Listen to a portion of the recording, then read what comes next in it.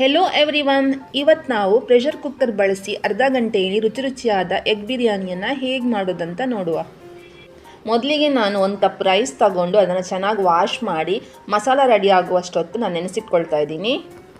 ಒಂದು ಮಿಕ್ಸಿ ಜಾರಿಗೆ ಕೊತ್ತಂಬರಿ ಸೊಪ್ಪು, ಪುದೀನ, ಹಸಿಮೆಣಸು, ಬೆಳ್ಳುಳ್ಳಿ, ಶುಂಠಿ, ಕಾಳು ಮೆಣಸು, ಗರಂ ಮಸಾಲ ಪದಾರ್ಥಗಳನ್ನು ಸೇರಿಸಿ ಚೆನ್ನಾಗಿ ರುಬ್ಬಿಕೊಳ್ಬೇಕು.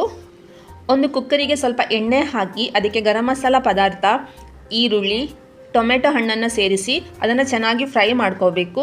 ಫ್ರೈ ಮಾಡಿದ ನಂತರ ರುಬ್ಬಿದ ಮಸಾಲೆಯನ್ನು ಸೇರಿಸ್ಕೋಬೇಕು.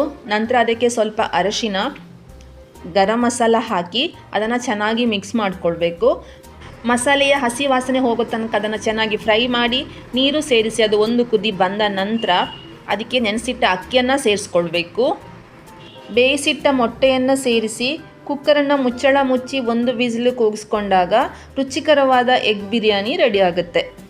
ನಿಮ್ಮ ಮನೆಗೆ ಸಡನ್ನಾಗಿ ಗೆಸ್ಟ್ ಬಂದಾಗ ಎಗ್ ಬಿರಿಯಾನಿಯನ್ನು ಈ ಥರ ಒಂದು ಸಲ ಟ್ರೈ ಮಾಡಿ ನೋಡಿ, ಚೆನ್ನಾಗಿ ಬರುತ್ತೆ. ನಿಮಗೆ ಈ ವಿಡಿಯೋ ಇಷ್ಟ ಆಗಿದ್ದರೆ ಸಬ್ಸ್ಕ್ರೈಬ್ ಮಾಡೋದನ್ನು ಮರೆಯದಿರಿ. Thank you.